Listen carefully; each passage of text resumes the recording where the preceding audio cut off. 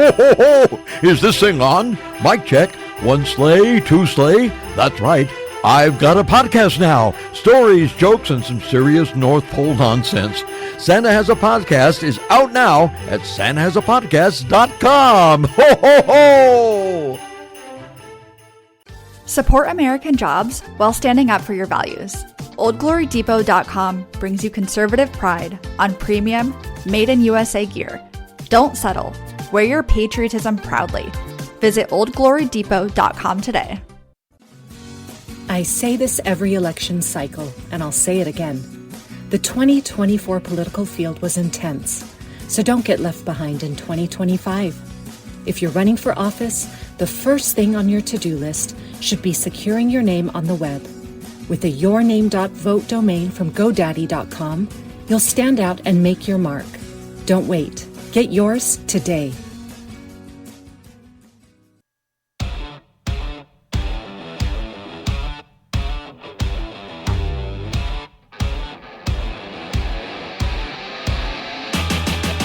Welcome to Breaking Battlegrounds. I'm your host, Chuck Horn, with Sam Stone. Sam, let me do the mic today. Well, that's a pretty big deal. Sam got stuck behind a 3-lane across pack of bicyclists, so he was actually late getting into the studio. We're not going to get Sam on bicycles today. Our first guest, Alessandra Hay. She is a great reporter based in Kiev and Armenia, and she's written some great pieces. We've had her on before. She was a fantastic guest, and we see her there waving to her at Zoom. Don't know if she can see us or not. How are you doing? I'm good. I'm not in Ukraine anymore. I'm in Armenia now. So you stationed there now? Yeah. We actually just started a new publication. So Tim Mack just started a new branch of the counteroffensive. It's its own thing. It's called the Iran War Dispatch. It's at iranwar.news. And yeah, we're still in our first week, and we have a lot of subscribers, and yeah, just really recommend it. Folks, I recommend it too. I actually subscribed to it last night, so I'm very excited to keep up with it. Not that I ever don't read anything, but you wrote a story. I was just fascinated. Sam and I are both fascinated by it, and it sort of felt like a Star Wars bar theme scene. And the title is The Iranian Exiles Bar, Where Revolution is Dreamed Up. What surprised you? First of all, I'd like you to describe the scene. Paint us a picture. We're on radio, so we're going to see how good you can paint a picture. And then tell us what stood out to you in your conversations. Yeah, it's interesting that you picked up on the Star Wars bar, because that was actually exactly what we were talking about when we were thinking about this article, and that was really the impression that we got from this bar. So basically, it's about this bar in Yerevan where there's kind of this little group of Iranian businesses on the street, and it's this bar that's underground, and basically a lot of Iranians go there, but it really is one of the few Iranian bars in the world. Like, obviously, because alcohol is illegal in Iran, and so it's really unique in that way. But it really is interesting because these Iranians come here, but obviously the people coming to Yerevan are not just political refugees. They're also people just coming for a city break. So there are people just, coming over the border. Sorry, hang on. I'm just going to silence everything. Matter of fact, let me stop you right there. I was reading a little bit after I read your story, which Sam and I generally do. Then we start looking up other things. Armenia is like a tourist destination for Iranians, correct? Yeah, it is. So they can kind of come here and drink alcohol and, not, live their life without kind of, dress codes or anything like that. And it's just really interesting because this bar, you get this mix. You get these political refugees who are fleeing. So many of them would be arrested if they went back immediately. A lot of them, and we met multiple people who had 2 death sentences, which is just kind of crazy to imagine. And then those people are also mixing with these people who actually work for the regime. Or might. You don't know. That's the thing. So there's this real air of paranoia, and everyone is kind of speaking in this hushed tone. So it's really interesting, yeah. How is it that Armenia, so my understanding is Iranians don't need a passport or visa to get to Armenia, that there's or has been a cooperative agreement? Yeah, so Armenia, it's interesting. Armenia actually has friendly relations with Iran, but Armenia is a really interesting country in itself because it kind of its narrative is that it's like EU leaning, it is kind of going through the process of joining the EU, and it kind of thinks of itself as this kind of oasis surrounded by these quite oppressive governments. But then it has like friendly relations with Iran because I think there's a lot of pressure and intimidation coming from Iran. But so we've actually seen a lot of crackdowns on the Iranian protests here, not like violent, but people were arrested. Even when they were protests, they were just celebrating the fact that Khomeini had died. Like no slogans, banners. They were just dancing and passing out cake. And, they were broken up like 4 or 5 times and a lot of people were arrested. So it is a really interesting country in itself. Well, describe a little bit more about Rose Bar here in Armenia. Describe a little bit more. Walked in, you made a point that people are quite paranoid and suspicious, which would make sense. Makes sense. So, like when they saw somebody come in, they got really quiet, talked in hushed tones, or just left. And then you did a great little write up of Majid, whose brother was executed. Could you tell us both those stories? Yeah, yeah. I think the just to start out with what it was like interviewing people there. I think it was interesting because you never quite know how somebody is going to respond to it. People that have been here for a long time, I think they've adapted to it, but people that are just coming here for a little bit, maybe to work, and then they go back, they were particularly paranoid. They would kind of, they wouldn't even, somebody would just walk in the room and they would just give you a look and they would stop talking and you would understand that now everything was over and you had to change because because everything you weren't quite sure what the situation was now. So it was a really interesting bar. With Majid, yeah, he's a really interesting, unique character. I haven't quite met anybody like him. He is really determined to show his face. He really wants to be known, despite the fact that he has been through so much and lost so much. He actually, his brother was executed, and then his mother set herself on fire and committed suicide because she was just grieving so much the loss of her son. And he's just a really interesting character. He, talks about wanting to go back and fight if the regime is falling. I need to follow up on that. I don't know, what's going to happen with that, but yeah, he's a really brave and incredible person. So incredible people we've met. Well, I will ask the obvious question since we're airing here in America. What are the Iranians you talk to there in Armenia? What is their view about the United States military action against Iran right now? Yeah, I think that because the momentum kind of came from the protest before, I think there is like an element of joy to this, where people are, just so happy that the regime is dead. I think without really looking at what's next. And then there's a totally different emotion, I think, where it's just so heartbreaking because so much of Iran is being destroyed and they're not in touch with their families. Like even the people that had Starlinks that we spoke to that had internet during the protest, it's now a lot weaker and they can only send messages every now and again. And so it's really difficult, I think. And yeah, it is. That is. Let me ask you this question because, we have some here in the country who like to claim that they want people to have freedom and so forth. And then when you do something for this regime, Trump's broken a lot of people's brains here. It's just, you can't even look at a policy anymore. It's just sort of insane right now, whether it's good or bad. And you would think how much America's talked about Iran for 47 years that this would be a good thing, right? But because of Trump, it's therefore controversial, right? But explain to our audience, with the Iranians you have met, what is life like under the Iranian government? What is their life like daily before we started bombing them? Yeah, I think it was pretty bad. It was pretty bad. It seems like it. I think what's interesting is that I think that it's important to recognize that these protests are really different to the Masa Amini protests or anything else. And obviously, all those issues become conflated. But I think really what set this wave of protests off and this chapter of the unrest in Iran is that the economy got so bad. And people were talking about just going to a store and you couldn't, you would sit down for lunch, and by the time you finished lunch, it cost more than when you sat down. Like the inflation was just spiraling totally out of control. So I think that that's a lot of what people talk about is the economic effects. And I think, yeah, a lot of people just talk about, just protesting. The repercussions for protesting are so severe.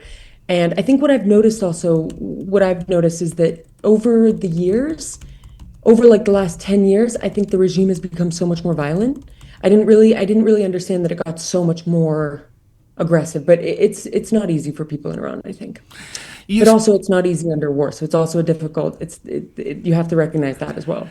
you said earlier that the regime is dead. Is that the impression of Iranians generally, that this is the end of the regime? Because it seems like the U.S. keeps decapitating the leadership, but there's an awful lot of them that keep stepping up.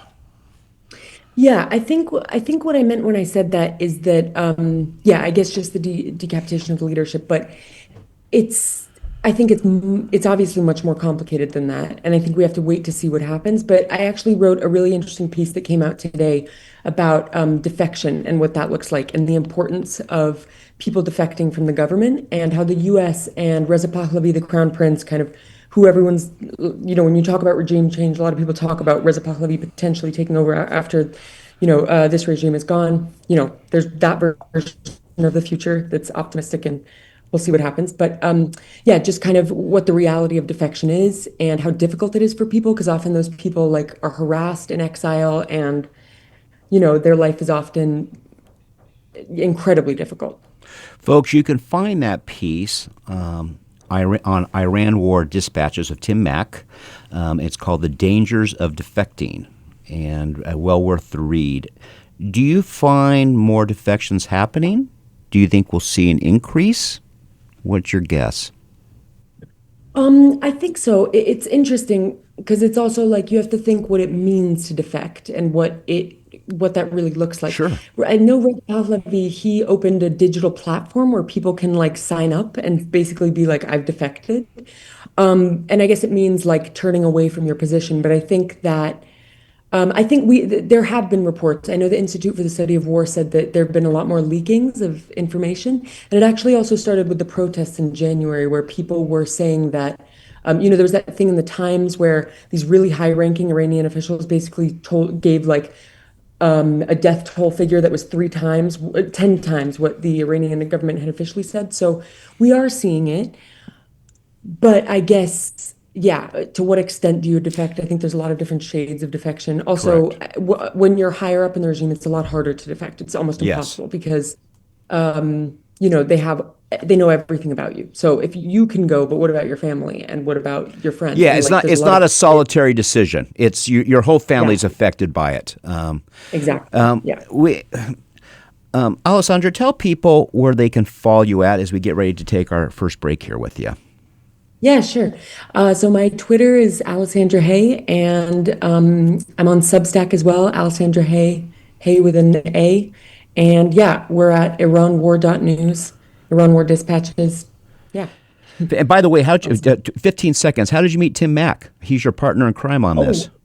Oh my gosh, I've known him for years now, I guess. I first worked with him, obviously, on the Ukraine one, right when they were starting out. I messaged him on Twitter and just got involved, and yeah, we've known each other ever since. The best story for partners of crime. This is Breaking Battlegrounds. We'll be back with Alessandra back here in a minute talking about Ukraine and Iran, and we live in a crazy world, folks. We'll be right back.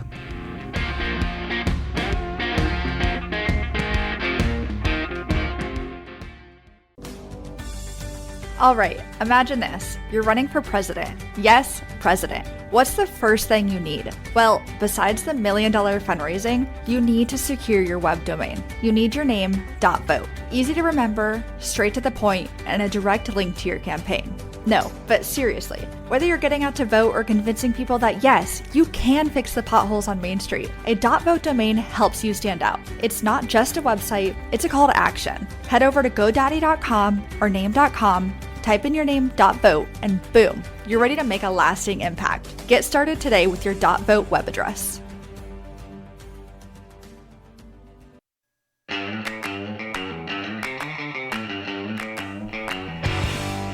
Welcome back to Breaking Battlegrounds. Our guest, which we're continuing with, is Alessandra Hay. She is a reporter. She's based in Armenia right now. Formerly, when we talked to her last, she was in Ukraine. Who knows where she'll be next time we talk to her, Sam? I mean, world's a crazy place. We have enough wars at the moment. Can we not add a third? Yeah, exactly. She is partnering with Tim Mack, and you can find this on Substack, Iran War Dispatches with Tim Mack, and they are doing fantastic reporting. And here's something that's interesting for me. So the U.S. Actually blew up a drone aircraft carrier this morning that the Iranians had. And I know the Iranians, I read last night they had supplied Russia with 52,000 drones since the war began, which is unbelievable number. What does this mean for Ukraine's efforts to free their country of Russian aggression if the United States completely wipes out their missile and drone capabilities in Iran? Mm-hmm. Wait, could you repeat that question? You broke up. What does it mean if the United States obliterates the drone and missile capacity of Iran? I'm sure it has some real benefit for Ukraine. Yeah, there is that way to look at it, but it's also really important to recognize that the U.S. is also using its own munitions stockpile, right? So there is, I think a lot of people have been talking about how the person that wins the war, when there's this conversation about whether the U.S. has enough munitions, there's this conversation about the war really being a race with missiles. Who runs out first? Is it the interceptors or is it the attackers?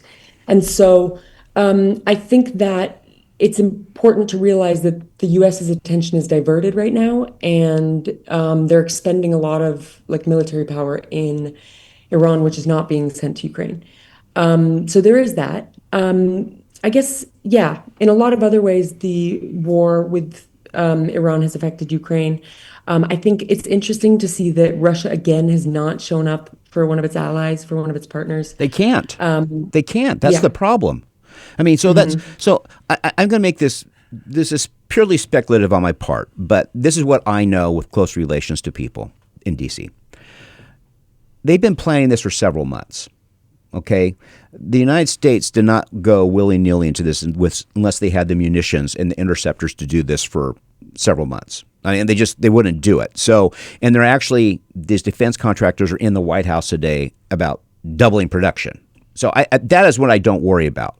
What I want to know is, going back to it, by turning Iran on its heels, Russia is losing a partner that supplied them with drones. Are the drones that Iran did being made in Russia now, or does it really take out a significant military weapon for Russia to use against Ukraine? That's what I'm looking at. Does this help Ukraine some by taking out this drone capacity and missile capacity? Yeah, I wonder how much they were continuing to supply Russia, because I know that at the start of the war they were supplying Russia a lot, and they definitely gave them a lot of the Shahed drone. That's an Iranian drone, right? That is, and so I don't know how much they were continuing to help Russia, but I imagine that it will help them to take that out. But also, I imagine that in that way it will. Sam, does it surprise you that China and Russia have not at least publicly tried to do more to prop up the Iranian regime, given how much they've invested in it? That's a good question. I guess maybe with Russia, I don't, because I'm not that surprised, because they didn't do anything for Assad in Syria. They didn't, it seems like they just don't really do that anymore. They don't really help their allies. It's kind of a one-way partnership, or very temporary one. So I think that if you had asked me to guess, I would have guessed that. But I guess, if you had asked me maybe 2 years ago, maybe I wouldn't have guessed that, Interesting. One of the mistakes, I think, in hindsight in the Iraq War was the de-Baathification. That it essentially, by sweeping out all the people who were involved in government prior and doing it along a religious fault line, they created an ongoing conflict that was more difficult to solve. Trump and the Americans clearly did not do that in Venezuela. Is that something that creates more opportunity for these defectors that you were talking about earlier, people to look at this and say, well, maybe if I'm just not if I'm not part of this, I can still have a future for myself, even if I've been in government there? I think maybe I think from what I've heard from, my friend that did work in the Iranian government and then defected, the person I was interviewing, I think he seems to feel that once the regime falls, he'll be safe going back. That is probably how people are thinking, but I guess it just still seems so uncertain. I think, regime change with foreign interference has a really, low success rate, I feel like, Yes. extremely low. And Yeah. so I think I'm really, really cautious about, it's exciting to talk about regime change, but then when you look at the details, everything is so uncertain. So I would just that's what I keep in mind. I think. Yeah, no, I think that's a very good point. The United States is very good and pretty much could break anybody in the world, but running a government and so forth, Fixing them afterwards. Yeah, it's a real it's a high wire act in a lot of ways. And will people step up in Iran? I think Venezuela is going to be 10 times easier, obviously, as it's showing now. Right? We don't want to deal with you. We'll do these commerce opportunities and so forth. So.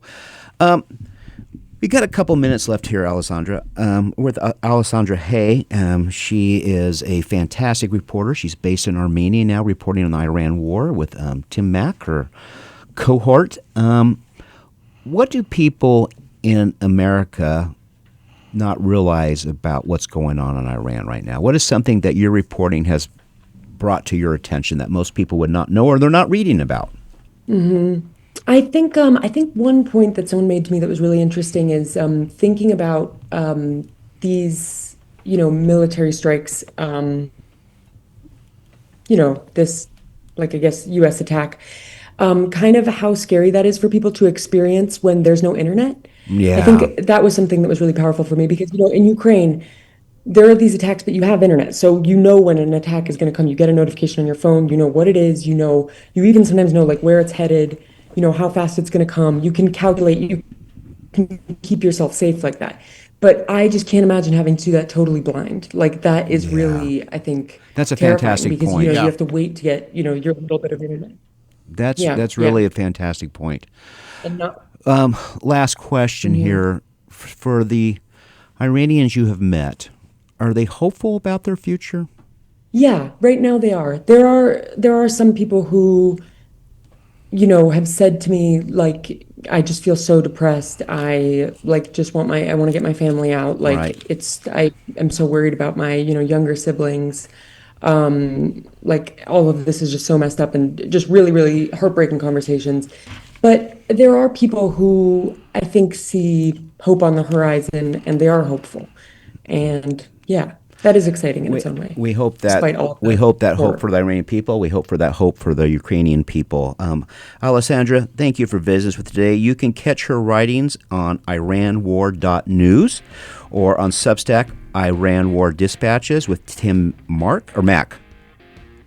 Typo here. Yeah. Anyway, folks, she is an excellent writer. We're always so happy to have her on, and hopefully we'll talk to her real soon, and she'll still be in the same country and not move somewhere else. Maybe you'll come to Venezuela next. Who knows? We'll go from there. We'll leave it up to Trump to decide where people go. Anyway, this is Breaking Battlegrounds. We'll be right back.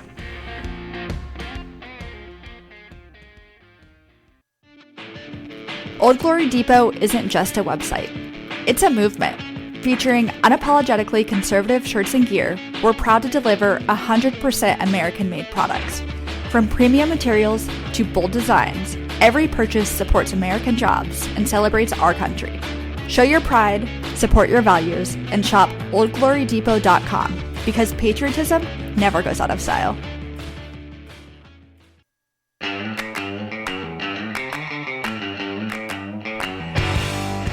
Welcome back to Breaking Battlegrounds. We are excited to have with us Congressman Pat Harrigan from the great state of North Carolina. The congressman is a former combat decorated Green Beret, successful entrepreneur. He graduated from West Point in nuclear engineering, which means he's smarter than anybody in the studio today, and doing a great job in Congress. Congressman, welcome back to the show. Hey, thanks for having me. I really appreciate it, guys. So I woke up this morning with my Washington Post headlines that Russia is providing intelligence to U.S. troops movements in Iran. What should Congress be doing about that travesty? Well, number one, I'm not surprised, right? I mean, this Right. is the exact same game of cat and mouse that we've been playing all across Eastern Europe over the last 4 years. Russia did this while we were in Iraq and Afghanistan, particularly in Afghanistan. And so this isn't something that I think was unexpected by anybody that has a defense background or any type of military experience. Look, we've just got to understand Russia's not our friend. They haven't been our friend for a long time. It's unfortunate because we've got a great history, a very similar culture to one another. And look, Russia was actually my area of expertise when I was in the special forces. I mean, it's the way things are today are really not the way that things have been historically, nor the way that things should be. But it's a reality. We have to deal with it, and we've got to be very sober-minded that a lot of what Iran has likely been able to accomplish is because they're getting fed intelligence by the Russian regime. Okay, War Power Resolution Act went down in defeat. You had 4 or 5 Democrats come over. The funny thing is about the media, gentlemen, is that they would say this is a bipartisan vote defending Trump's actions, but we did not get that today in the headlines. Do the Democrats just want us to lose? I mean, I guess I'll just throw the total political rhetoric out there. I just find this very odd for a group of people who have moaned and groaned about Iran for 40 years, and now all of a sudden we're taking it to them and getting rid of this evil regime. They are truly evil. I mean, I want to punch anybody in the nose who says they're not. What did you hear on the floor that surprised you or just didn't surprise you at all? It doesn't surprise me. Again, this is another one of those things that's just not surprising because our Democratic colleagues have been far more adamant about playing politics this year than they have been about actually pursuing national security. And that's just a reality. So I also agree with you. I think everybody agrees that's listening to this. There is no reason that you would take the authority away from the president to do what he's doing right now in the middle of an action. Once the president says go, look, guys, it's go time. And the only thing that there's not Republican, there's not Democrat, there's just winning. And there's just making sure that our troops have what they need in order to be successful over there and then come back home alive. That's the only thing that we should be talking about at this juncture. Now, 60 days from now, that's a different story. But right now, this was irresponsible by the Democrats. I really am frustrated that they even brought it up. Yes. And look, we've got to understand that the president has done nothing wrong here. He's complied with the War Powers Resolution. He's followed the law. And until that changes or until that current structure expires, because he's got 60 days from the beginning of hostilities to do it, we should not be having this conversation. Congressman, one of the things being here in Arizona that I know has been bothering both Chuck and I is that our 2 U.S. senators, both Ruben Gallego and Mark Kelly, both have military experience, yet they've been jumping in on the bandwagon against Trump and on this War Powers Resolution. Does it as a veteran, does it bother you more when your colleagues who should know better from their time in uniform play politics like this? Yes, it does, and it's actually incredibly concerning to me. And I'll tell you, there is a network of veterans in Congress that has historically had some really good cohesion together, primarily because we all see the bigger picture and we're able to put country above party. And that is critically important for consistency in our government. That is eroding right before our eyes. And whether it was kind of the so-called seditious six, really going out and doing something that was at best incredibly irresponsible for the country, for our service members, at worst something worse than that, but at best irresponsible. There's a lot of irresponsibility going on, and where I have a lot of sadness around this is because military veterans should be able to actually understand the consequences of the decisions that we're making and how that practically has an impact, not just on our national security, but on our troops. And so it's incumbent upon us to actually be the adults in the room and be the leaders and work together in order to achieve the strategic interests of the United States of America. That's not happening right now, and it's really sad to see. It's also a sad state of affairs for our country. That's very true. I often wonder how Senator Kelly and Senator Gallego would have acted when they were in the battlefield. If they had this come up when they were fighting. This is Breaking Battlegrounds with Congressman Pat Harrigan. He's from the great state of North Carolina, actually Congressional District 10. We'll be right back.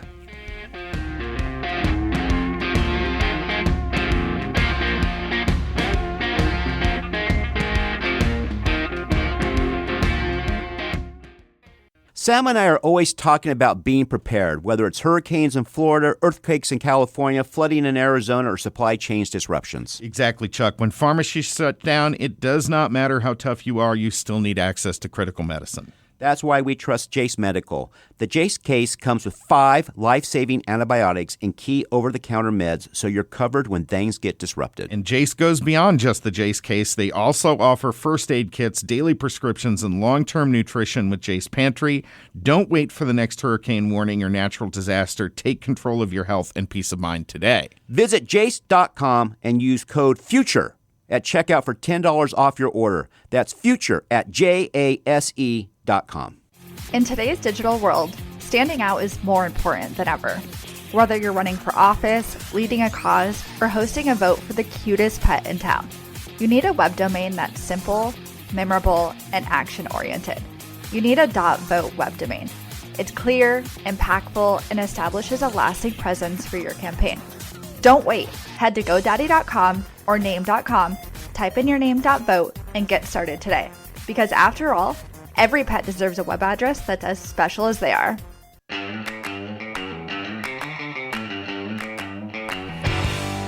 Welcome back to Breaking Battlegrounds. Our guest today is Pat Harrigan. He is congressman from North Carolina, a great member of the U.S. Congress.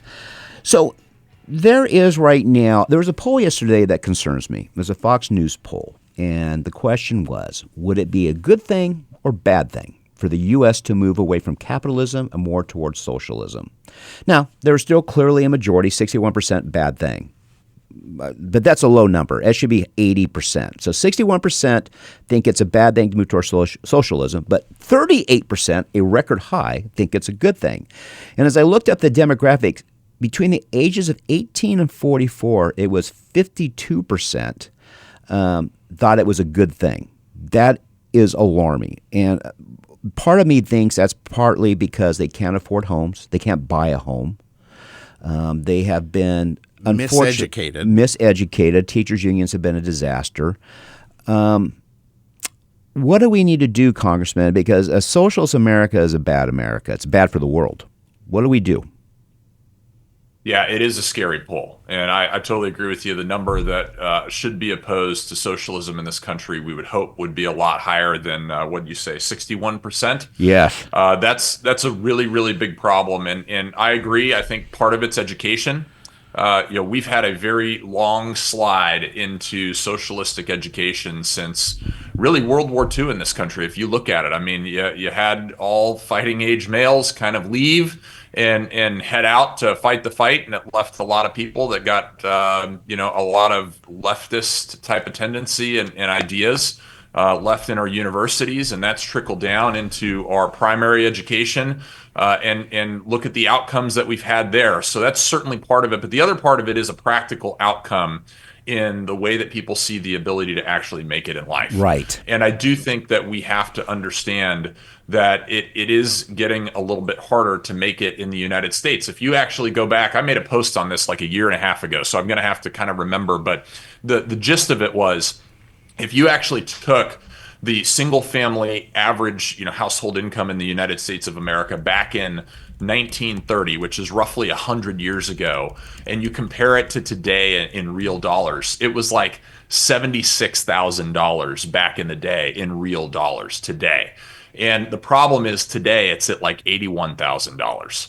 And the difference between where we were in 1930 and where we are today is that almost no family had dual income back in 1930. Correct. Today, that number is almost 70% of Americans have dual income. So, right, the wife is now in the economy, and she's out there working, and you're working super hard to bring in not much more than people brought in back in 1930. So when people look out into the economy and they say, man, it feels like I'm working twice as hard for half as much, like they're actually right about that. Yeah, they And are. we've got to be extremely cognizant of the outcomes and the conditions that we're setting for the average middle class American to go out and achieve the outcomes that we've historically prided ourselves on our middle class achieving. And that I think the most significant way that that shows up is in owning a home.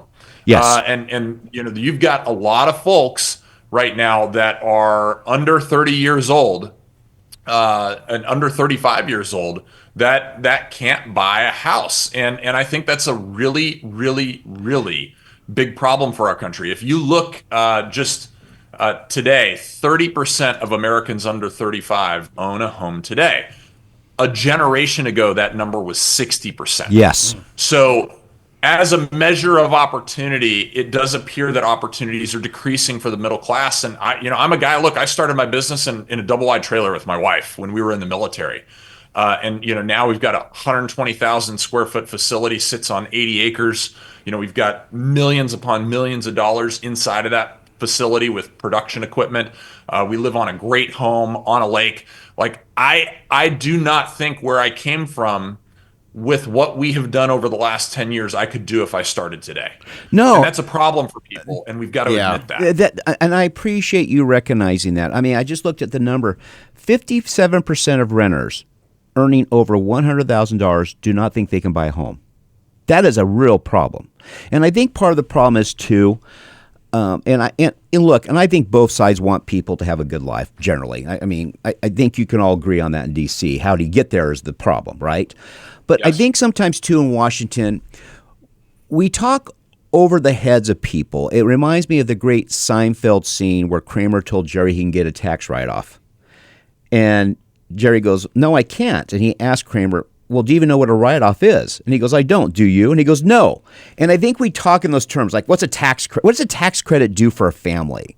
What do these government programs do for? I don't think they understand it. And somehow we have to have a communication strategy saying that these are the things that are out there for you that we're doing right now. I don't think people understand it. And I think that's part of the problem. But when you have 57% of six-digit earners saying they're pessimistic about getting a home, that is bad. That is bad. We got to clean it up. And I don't think Democrats have no ability to clean it up. No, and this is where President Trump has come out and said, look, we just got to have Wall Street-backed landlords stop controlling single-family homes. Yep. Correct. Right? Correct. I mean, this is an issue that we've got in North Carolina. It's an issue that we've got all across the country. But just in Charlotte alone, 18% of the single-family rentals on the market are owned by Wall Street.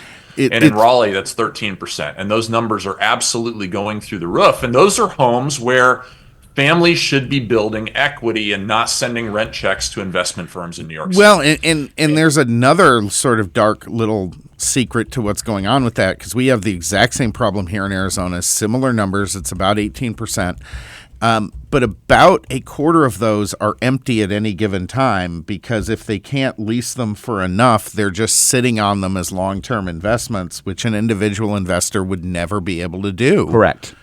And so they're That's actually exactly taking right. And they're locking down certain zip codes, and they're actually affecting the overall pricing structure in those zip codes and keeping, in some instances, pricing boxing people out of even entering the market. We're not even talking about what that investment is actually going to do for that up and coming middle class home buyer. They're not even able to get into it right now, and that's a problem.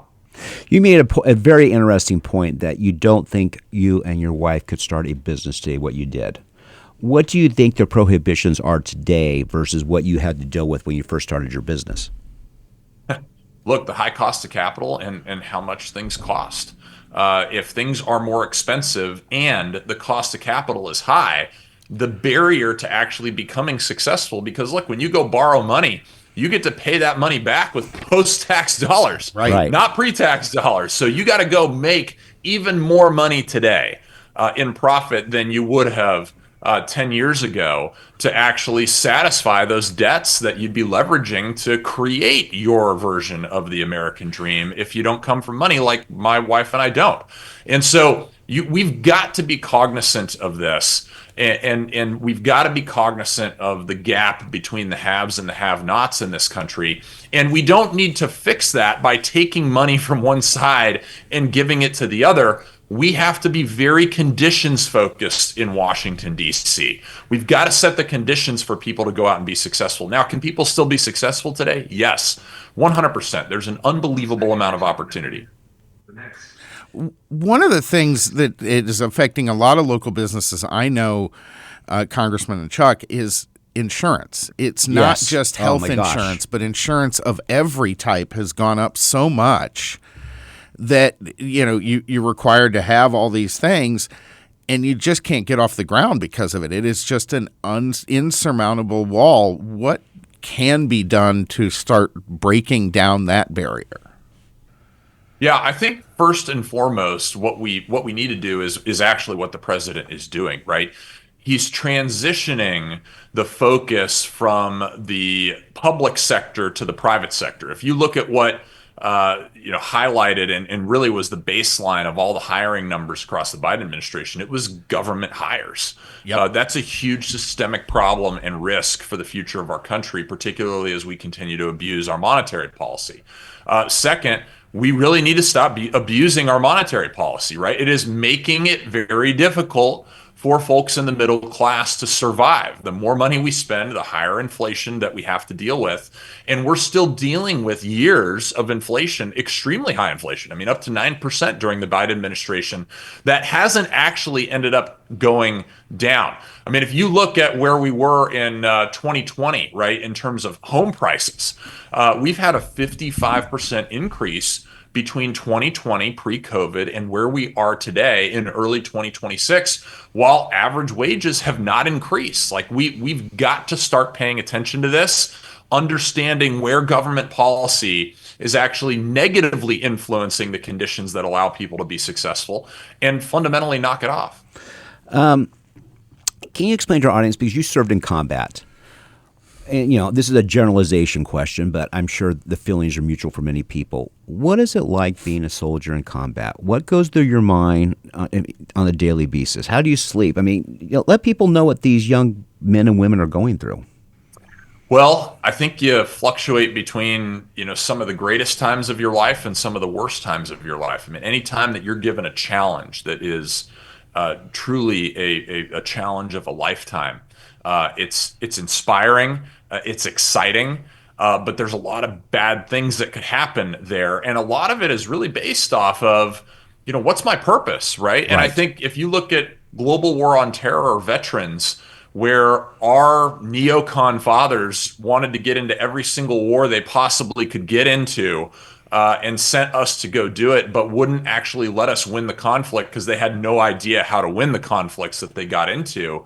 It's really, really trying on our military personnel. And that's why we've got so many issues with PTSD and suicide. And if you can't reconcile the purpose for which you are sacrificing, that your friends are sacrificing, that those with you are potentially paying the ultimate sacrifice for, it becomes really, really difficult. That's a very different paradigm today. And even though we have Americans dying in this current conflict, I think everybody is crystal clear on the mission, right? We are going to go out and we are going to stop Iran's capability to make war, period. We are going to transition them from a chaotic regime into one that's fundamentally incapable of working against the strategic interests of the United States for at least the next 5 years. And as a bonus, we might actually get a regime that's pro-American. But at the very least, we're going to knock them back for 5 years.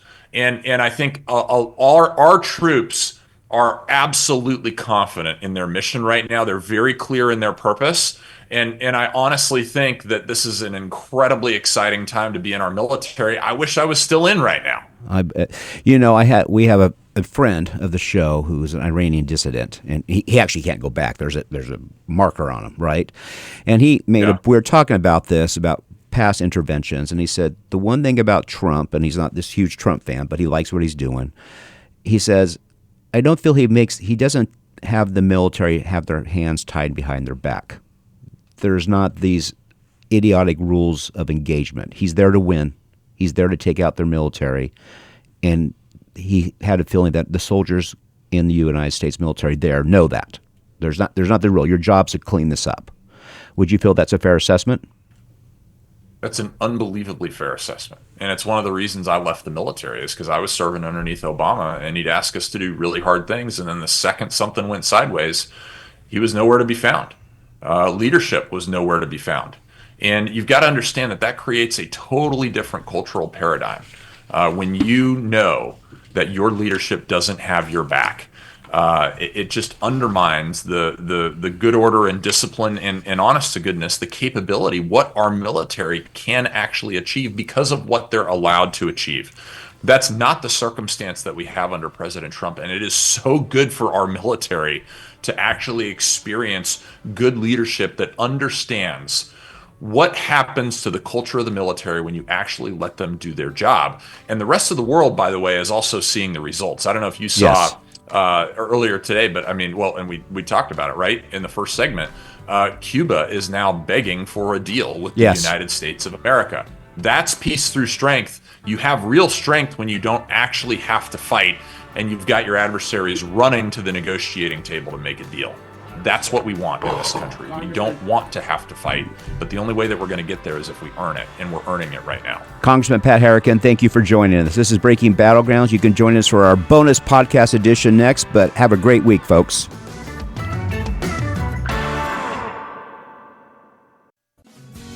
I say this every election cycle, and I'll say it again.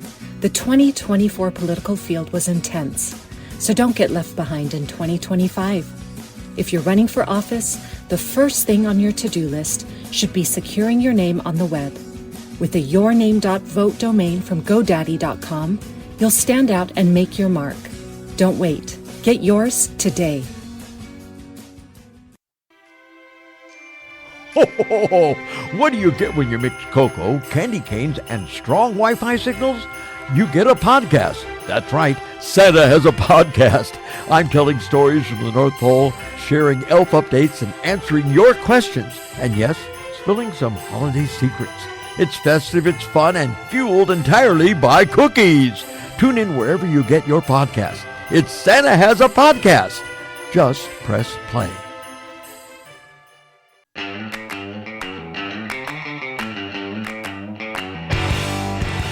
Welcome back to the podcast episode of Breaking Battlegrounds. We are with California State Senator Tony Strickland. He has served as a city council member. He has served as the mayor of Huntington Beach, a great place to be mayor of, actually, if I do say so myself. And he has served in both houses of the legislature. Currently, he's a state senator. Welcome to the show. Thanks so much for having me on. I really appreciate it. So, California is going to have a gas crisis here because of your insane regulations, and now California's had a gas crisis for years. Yeah, but it's I was going to let you finish, but I was going to say we're already at a major catastrophe, and now they're just adding on to it. Well, now they're talking about, because they're closing refineries, that gas can go over $8 a gallon. Is this true, or is this the sky is falling type journalism? No, absolutely true. In fact, Phillips 66 and Valero just shut down their refineries in California, and we lost 20% of our oil production.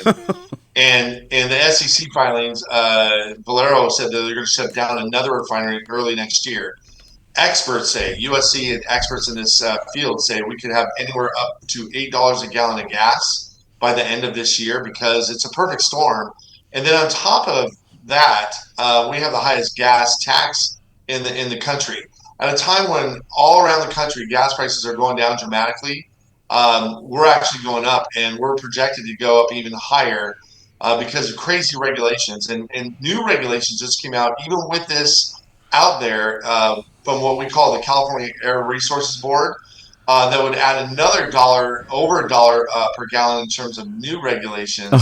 And so these folks are unaccountable boards and agencies that the chair actually admitted last year they don't take into account the economic impact on everyday people when they set their regulations. and they're unaccountable, and it's unacceptable.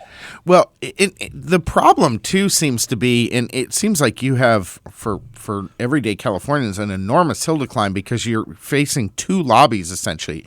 One is the bureaucrats who are just looking for every dollar that they can scrape from the citizens and spend themselves. But the other one is environmentalists who have said for years they'd love to see $8 and $10 gas to force people out of their cars. And that's just not workable in California, Arizona, or most Western states. It is nuts. But how do you push back against those kind of forces? It's crazy. There's been a war against the automobile for a long period of time here in California. We have the highest gas tax. We have the highest car registration fee. When we spend money in transportation, it's not roads and highways. It's on mass transit that the masses don't use. This is just another example. Their utopia is that they'll get you out of a car. However, even with all the EV mandates and all the incentives for EVs,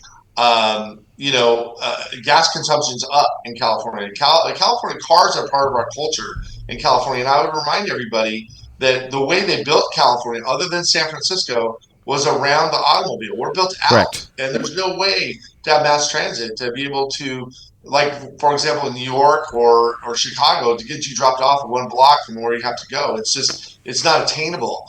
And these folks are like Marie Antoinette, let them eat cake. They don't care that hardworking California families are living paycheck to paycheck. We have an affordability crisis here in California, and they're tone deaf. I want them to meet my constituents. And there's many people up and down the state of California right now that have to decide between a gallon of milk and a gallon of gas. It's totally unacceptable, and we need to keep pushing back. And the very people that the Democrats say they fight for, the working families, are the ones that get hurt the most by these high gas prices. Well, I think I just saw the other day that even in San Francisco, the BART transit system is still, ridership is way below 2018, 2019 levels. Well, California legislature actually bailed them out over $500 million at a time when we had $18 billion deficit.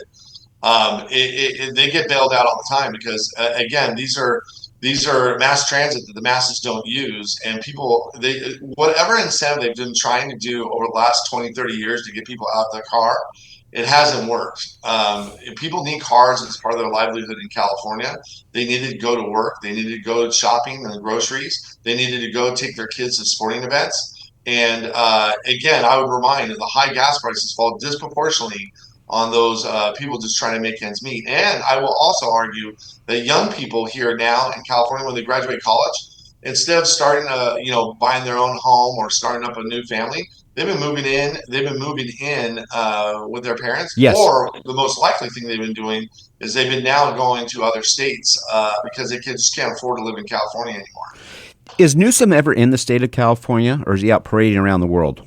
No, Newsom over the last 2 or 3 years. Look, we're rudderless here in California. Newsom, the only thing, every morning he wakes up and says, "How can I become president of the United States?" He's desperate, and he's not solving any of the problems in California. He's not focused on California. We need a governor that will actually focus on the issues. We have serious issues in California, and we need serious leaders. And Governor Newsom's not that. Governor Newsom's aloof. He's out traveling the world. He has a horrible record. I can't believe he's running for president of the United States under this record. But all I have to say to people in Arizona or Michigan or anybody that's thinking about voting for Gavin Newsom, look at what we pay in gas prices and ask, do you want that to come to your state?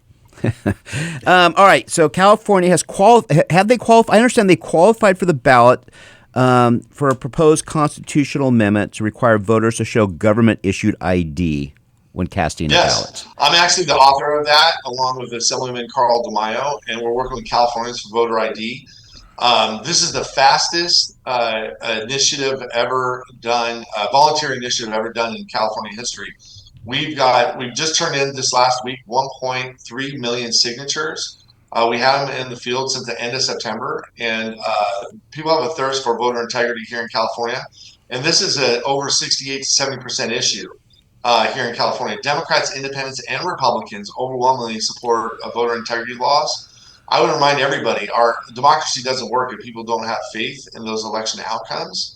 And bringing about ID is part of your everyday life. Correct. You need an ID to get on a plane. You need an ID to get medicine. You need ID to get assistance. You need an ID to get alcohol and beer. Everybody uses ID, and the other side says it's a way to prevent turnout, for people who won't have ID.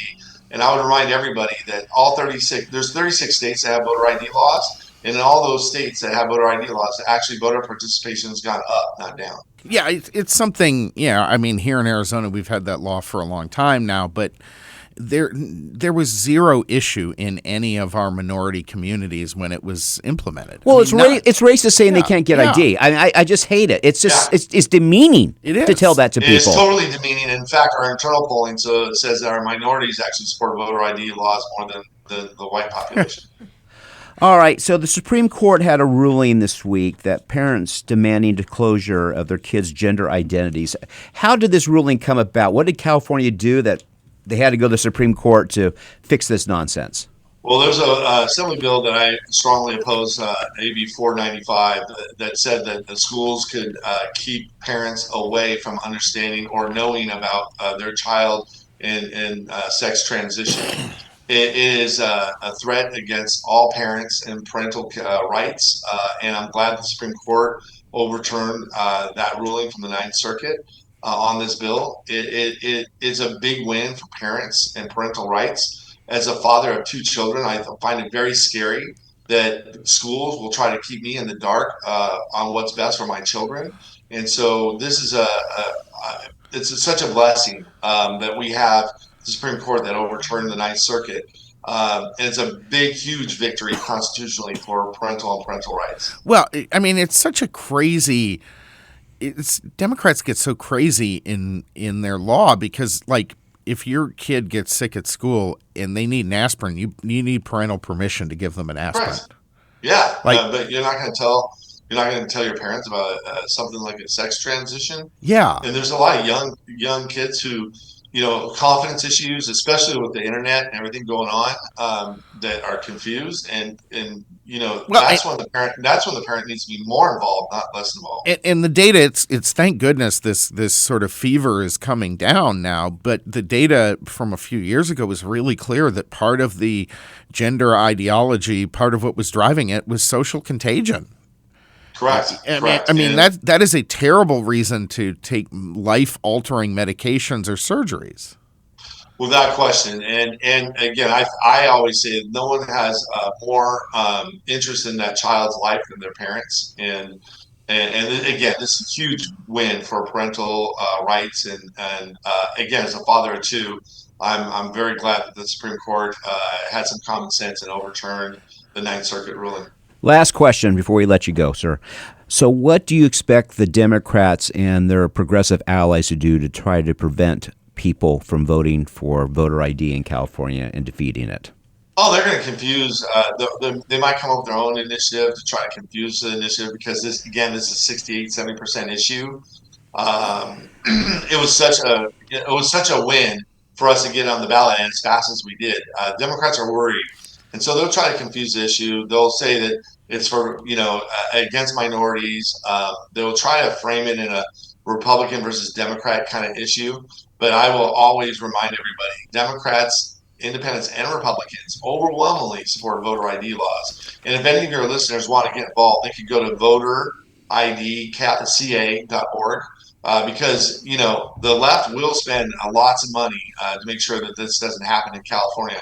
Because I do believe we bring voter integrity and voter ID to California, that's a game changer and a way of turning around California.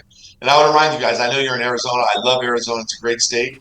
But I will say, as a former mayor of Huntington Beach, and I live here in Huntington Beach, California is oasis. But we're one leader away from prosperity.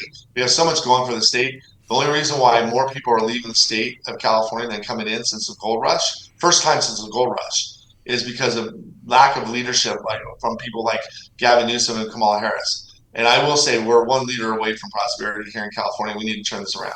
And voter ID is the first step to do that. Well, California State Senator Tony Strickland, who lives in one of the best places in the world, beautiful Huntington Beach, thank you for joining us today, and we hope you'll join us again soon. It's an honor to be with you. If you ever come out here, I'd love to host you here and take you out to dinner. And again, Arizona is a great state. I played college basketball in Arizona for 2 years, and Where'd you play I at? love it. Where'd you play I at? played at I played at Cochise College. It's Did you really? It's Yeah, a I great, was a really good great basketball community. player. Yeah, it's a great a really program. good basketball player in the day. There's That's- some great basketball out there in Arizona. That's fantastic. Well, thank you very much. Folks, this is Breaking Battlegrounds. We'll be right back. Thank you.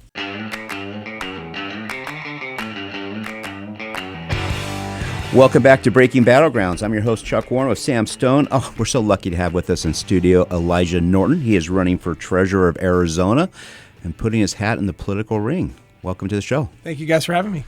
So I don't think people understand this. I think you are the example of the American dream. You started a business with $1,000. Tell us how you started. What gave you the idea, and how? This is the business I like to ask as a person who owns businesses. At what point in the process did you think, yeah, I think I can make this work? I mean, because you don't know that. You have faith, then you start paying bills. Yep. So what was it? 6 months? Was it a year? 2 years? 3 years? Tell us the story. How we got there. Well, I was always entrepreneurial when I was in school, and while I was in college, I needed to make money, and I started as every college student does, and I had. I was actually really good with computers, believe it or not. Today I'm not anymore, as computers have advanced. But back in the early, that just means you're old. I guess I'm becoming old. Back in the late 2000s, early 2010s, I was very good at desktop IT and also like small business networking. So I would advertise on like Craigslist or other random sites, just saying, hey, who needs computer help? And I did really well, and I ended up. My computer business ended up getting a contract. It was a New Year's Eve contract, believe it or not, with a company out of St. Louis. I went to college for 2 years in St. Louis, and I moved to Kansas City, where I finished my college because I didn't want to end up living in St. Louis. No offense if anyone's from St. Louis, but it wasn't my. Well, it's the only city that's decreased in population than it was 40 years ago. Maybe Detroit too. Part of my family's from there. Yeah, that's where well, my father was born. explains a lot. But no, continue. But I did an IT job for a client, and it was starting New Year's Day. So I drove New Year's Eve, like 5 o'clock in the morning on New Year's Eve. And how old were you then? I was probably 21. I think. Okay. And so I did some networking for him, and he was in the mortgage business, and I worked for him. And I met someone who worked in my current business, which is the automotive F&I space.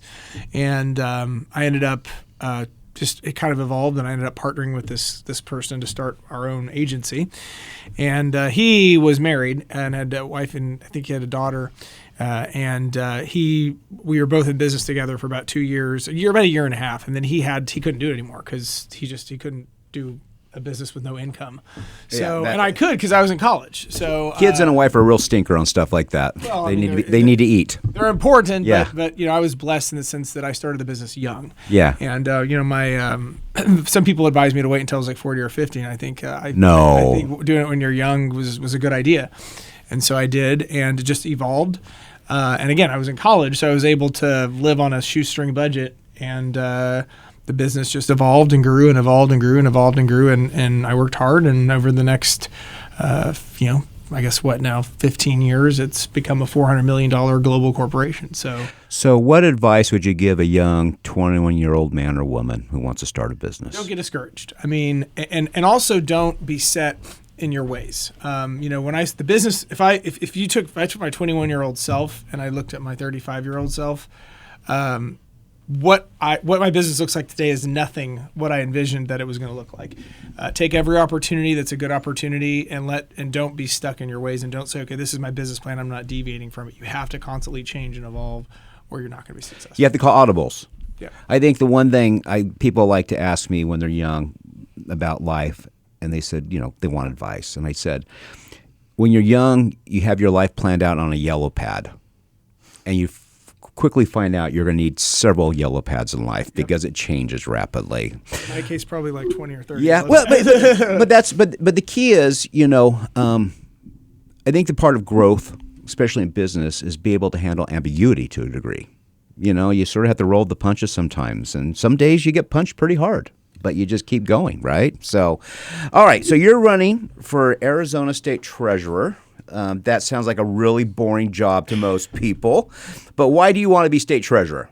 Well, so first of all, it's not a boring job. It's a very important job. In fact, when I go to events, I often ask people when I do a Q&A session, and normally one person raises their hand, and I'll say, come on, the treasurer's office can't be that boring. I mean, it's an important job. It's $32 billion in assets under management. Incredible. It's a huge amount of responsibility, and it's important that we elect people that know how to do the job and that have the business background and the experience. And what makes me uniquely qualified for this job is I have actual investment experience. You know, my company is now an insurance organization. We manage over $100 million worth of claims reserves. I'm entrusted with by some of the largest companies in the world with managing those reserves, which it's not my money. I have to be a steward of those funds. And I've done a good job, and I know how to do it. And I would be the first treasurer probably in at least 50 years who's had actual experience managing money and investing money at a large scale. And so, before this, I served as the AZ GOP treasurer from 2023 to 2025.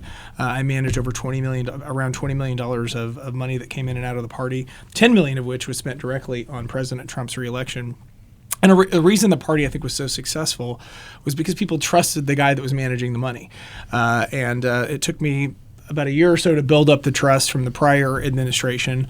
And I think we did a good job, clearly. I mean, the results speak for themselves. President Trump won this state out of the biggest margin of any swing state. We picked up 2 seats in the state House, a seat in the state Senate. We kept both of our swing congressional seats. So, I think it was a success. And I think a large part of that was people trusted the state party to manage the money. And the state party, what most people don't realize, gets a discount on mail and on advertising. So that was, I think, incredibly helpful. It wasn't the only reason we won. Obviously, Turning Point was helpful. There were Easy AZ, multiple organizations throughout the state. But having the party being helpful as opposed to hurtful, I think, was a key reason that we were successful. A big part of your platform that ties to that is protecting Arizona's investments from woke ideology. But maybe a different way to phrase that for people who look at it through a less political lens is ensuring Arizona can maximize its returns, that they're not being limited by mandates. Yep.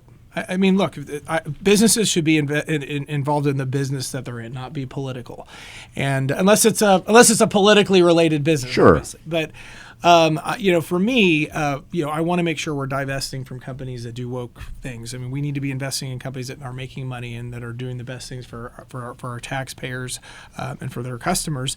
And I also think that a key thing here is looking at our investment strategy is really important to me, and I've actually done it. A lot of people don't want to go in and read the Board of Investment reports that are on the Treasurer's website, but I have, and I've researched it, and I've done extensive research. And I'm not trying to criticize the current treasurer, but we can do better. We're getting 4.2% on $32 billion. You can walk across the street to the Chase Bank. Literally, I go to that Chase Bank all the time, and there's an advertisement playing right now that you can get 4% with a $100,000 certificate of deposit. So we can do better. And I think, a large part of the issue in the state treasurer's office has been over the years, we've never really had a treasurer other than Doug Ducey, and I'm not saying anything positive or negative about him, that had business experience. And I'll give you a little bit of an insider information. I've publicly said this. As most of you know, I served under Jeff DeWitt for 1 year of my term as AZGOP treasurer, and then Gina Swoboda as a second. And obviously, Jeff had a scandal. That tape dropped. He had to resign. But I'll never forget, there were people telling me in 2023, that I should consider thinking about running for the state treasurer because it was an open position and there was no one in the state that anyone thought was more qualified to do the job than me. And I was telling Jeff I was thinking about the job, and his exact words to me, not exact words, but the words were essentially very close to this. He goes, "Oh man, that was one of the best job in the state because all you have to do is let the deputy treasurer do everything, and you can just run around and use it as a squawk box to run for another office." And I was horrified by that comment. And when I go back and I look at the last decade of treasurer since Ducey, that's been what it is. Here's another interesting fact. We outsource all of our investments to State Street. We don't even invest our own money. So we have another company that we're paying $1 million a year to that we know of. They're probably making points on the back. Is the company even here in Arizona? It's a national investment firm. It's one of the big national investment firms. But we're not investing our own money, and so we have and again, I'm not trying to criticize the prior treasurer, but I mean, I actually saw her badge scans for one of the years she was there. She was in the office 8 times the entire year. So, Oh, my. I mean, I can show you the badge scans. Okay, now, That's here's the thing. that's incredible. We did this on Adrian Fontes when he was mayor Right. for a quarter, and he was in for like, I think if we remember, it was like 40 days during 40 the days. year. Yeah, we did a FOIA request. I cannot believe that she made him look good. You know, My God. I'm not trying to criticize her because she hasn't done anything bad. But this is but this is an interesting point though. There's so much talent out here of people who've retired from this field, this investment There's field. a ton. It seems like you can say, I need you to do your civic duty and come in and help us do this. So we get better returns for Arizona taxpayers. Is that something you'd be interested in doing? I mean, that's what I'm doing, and what I'm going to do as well when I get elected is I'm going to establish a kind of an advisory board of people that are investment professionals. Right. Because it's one thing to be a business owner. Right. But it's another thing to actually know how to invest money. It's a different skill set. Yeah. It's a different skill set. They're complementary depending on how you have them, but I have both. I've been blessed with both skill sets. And look, I'll give you another interesting statistic. Well, I'll give you an example. Oh, sure. I'm a good writer, and I get asked all the time to write fundraising emails. I did one once. It didn't raise any money. But I realize there's a skill set. There's an art in doing that, and that's a simple example. But most people can be a good people who are successful business owners. 80-90% are great business owners. They would not be great investors. That's why they have that. So when you have somebody like you, that's a unique talent to be able to do both. That's what I'm saying. So there is a unique skill set that's different than, say, running 5 dry cleaners or something of that nature. Yeah, I mean, it's a very unique skill set, and let me just give you kind of another example just of how the current performance is and how it can be improved. And again, we had a treasurer, my understanding is her name was Carol Springer. I think she's now unfortunately deceased, but she was the state treasurer, I think years ago, and we actually lost principal. And that would be an example of a bad treasurer who makes risky decisions. Orange County, I think, is a similar example. I think what we have now is just an office on autopilot, and I think we need someone that's going to come in there and actually look at what we have, open the hood, and see where the money's invested. And again, I go back to this 4.2% number because, one of my reinsurance companies is AmTrust. They're a multi-billion-dollar global insurance company. I was at their office about 2 months ago in New York City, and I sit down with AmTrust and. I asked them, what are you guys getting on your investment returns? Mm-hmm. And AmTrust has to follow what are called NAIC investment guidelines, which are National Association of Insurance Company Investment. They're stricter than what the state treasurer has. They have to have 70% in bonds and 30% in equities. The state treasurer has 60% in equities and 40% in bonds. They're getting 5.3%. So, and they have a more conservative investment policy because of what they're legally mandated to do. So I think what I'm going to do is I'm going to go in there. I'm going to do my job. I'm going to go in there every single day. I'm going to open the hood, see what we're invested in, what assets we're invested in. I'm not going to do anything risky. I'm not going to invest in options or credit default swaps. I'm going to invest in A-rated stocks and AAA rated stocks and AAA rated bonds, but there are some AAA rated securities that pay better than others. So I'm gonna do a comprehensive analysis, and just by going in and doing my job, I think I can make the state another 0.5% or 1% without putting the principal at risk and without taking any unnecessary risks. And that's a lot of money on a $32 billion investment pool. That's $1 billion. I'm sorry, that's $320 million a year at 1%. So I think it's that's real money. That we could. Our current amazing governor, I'd say that as a joke. She's the worst governor we've ever had. Has I think we're now at a $1.2 billion surplus. She took Ducey's budget or deficit. She took Ducey's budget surplus and turned it into a deficit. It's very common to Democrats. They have like a magic trick whenever they take office to do things like that. But I think that's a third to fourth of our deficit if we get the right person. That's incredible. Doge efforts. What can the treasurer's office do? Look, I don't care who's governor. We've had many people on the show, and we always ask this question, elected officials. How much could you cut immediately and no one really noticed the service being interrupted? And they all say 10 to 20%, just like that. They don't even pause. They just say like that. It doesn't matter who it is.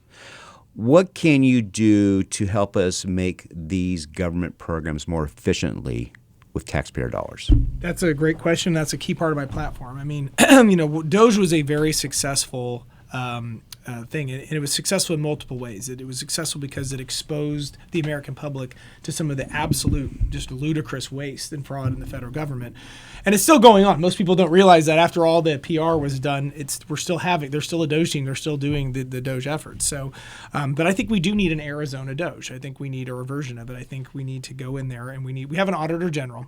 But I have to be honest. The auditor, do? What does that person do? Do you know that person? Yeah, you've seen the school reports and stuff like that. But quite frankly, I don't think it is an auditor the way people think of an auditor. Most states have elected auditors, and we don't. And the auditor general is appointed by the Joint Legislative Committee. And I agreed with the constitutional reason that the theory is that the executive branch should be the legislative branch should have oversight over the executive, and that's why the legislature controls the auditor general through this committee. But I think we have a weak auditor general. There was in 2024, they uncovered that Santa Cruz treasurer stole $18 million over a period of 20 years from their county treasurer. How did they not catch that? So I think that. How did they think they were going to get caught? And one of the things they did. They got away with it for almost 20 years. I mean, that's a pretty.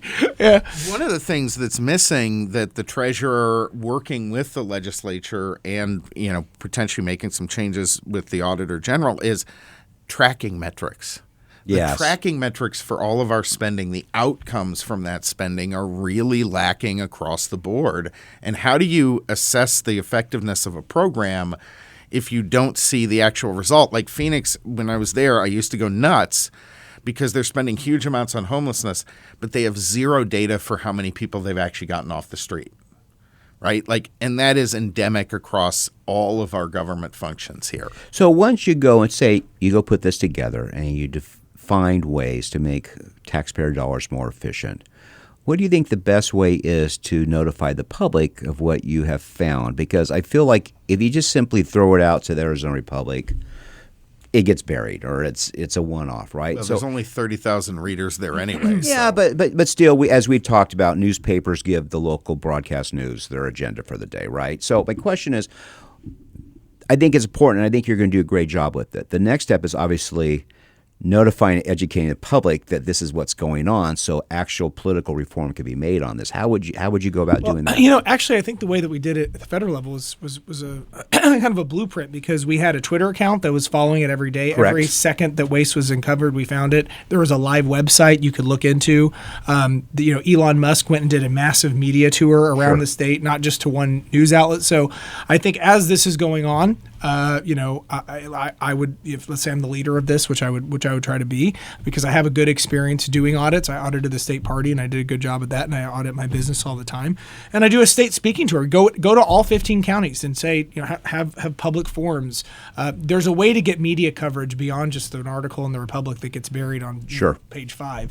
So that would be my plan. And people are interested in this. They really are. As I've traveled the state, people know there's waste, fraud, and abuse, and they've heard this being said from our political, all the different people in our political class for years, and no one's ever done anything about it. And I'm running because I want to do something about it. I want to work with our Republican governor. We're going to have a Republican governor in 2027 and our Republican legislature, and get this done, because I think 10 to 20% of our state's budget is a lot of money. It's a lot of money. Elijah Norton, thank you for joining us today. Good luck. Tell our folks how they can volunteer on your campaign, when the election is. Why don't you give them some little basic information here? So the election is July 21st. That's the primary. And then obviously the general election's in November. Right now, we're collecting signatures. The signatures end on March 23rd. We need every signature we can. And we also need support financially. I mean, the more people that, obviously I'm independently wealthy, but I need to show that people are buying into my campaign, and we've already done incredible. We've raised over $200,000 from outside money. I put over $2 million of my own money, and so we have a very well-funded campaign, and we have a lot of support, a lot of endorsements from members of the legislature, members of Congress. We just want to keep the campaign going. I've signed your petition. Where do people go to sign your petition online? My website is Norton, Norton, FORAZ.com, and it's literally one of the first links on the webpage. Just go in there and sign the petition electronically. Elijah, thanks a lot, and good luck to you. This is Breaking Battlegrounds. You can find us at breakingbattlegrounds.vote or wherever you get your podcast. We'll be back next week.